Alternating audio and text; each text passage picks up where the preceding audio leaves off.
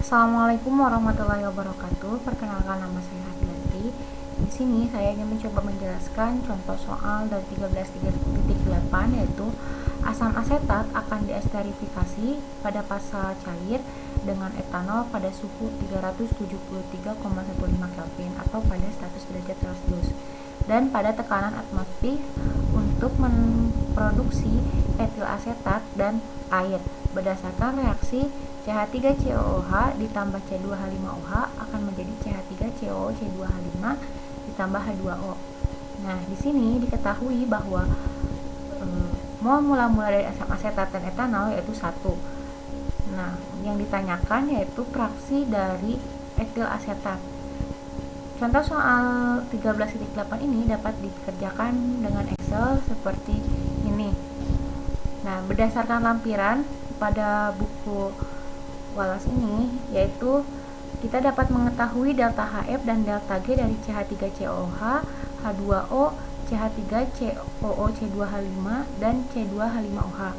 Nah, akan tetapi delta HF dan delta G pada lampiran tersebut yaitu pada suhu 298,15. Kita akan menggunakan data tersebut terlebih dahulu untuk mendapatkan ln K. Nah, di sini diketahui bahwa delta HF CH3COOH adalah minus 480.000, delta G-nya minus 332.200, sedangkan untuk H2O delta HF-nya minus 285.830 dan delta G-nya minus 237.130. Sedangkan untuk CH2H5 delta HF-nya adalah minus 484.500, sedangkan delta G-nya minus 389.900 dan delta HF C2H5OH yaitu minus 270.690, sedangkan delta G-nya minus 174.780. Nah, setelah kita mendapatkan data-data delta HF dan delta G, kita akan mengerjakan delta H standar, yaitu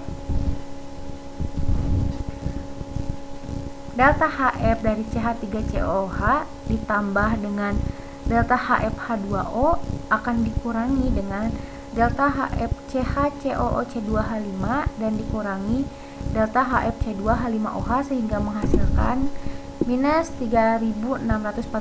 Untuk delta G standar kita melakukan hal yang sama, yaitu mengurangkan delta G CH3COOH ditambah delta G H2O dikurangi delta G CH2H5 dan dikurangi delta G C2H5OH.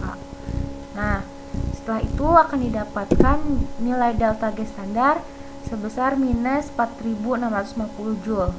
Nah, untuk mendapatkan ln K, kita dapat menggunakan rumus min delta G dibagi R kali T.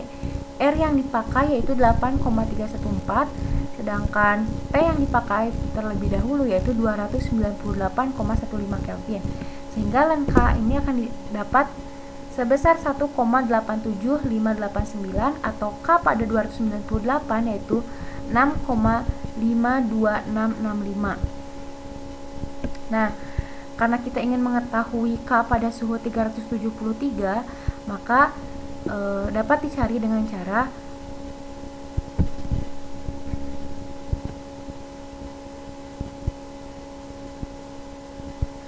min G dibagi R dikali 1 per T1 dikurangi 1 per T2 sehingga didapatkan minus 0,29514 atau K pada 373 yaitu 4,85859.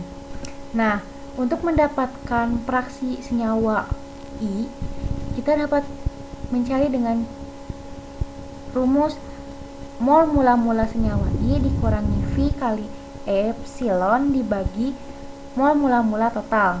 Nah, karena diketahui dari soal bahwa mol mula-mula asam asetat dan etanol adalah 1, maka mol mula-mula totalnya adalah 2. Maka untuk mencari fraksi asam asetat dan etanol, kita mempunyai rumus 1 min epsilon dibagi 2. Sedangkan Untuk fraksi air dan etil asetat yaitu epsilon dibagi 2. Nah, asumsi dari soal tersebut yaitu reaksi tersebut membentuk gas ideal.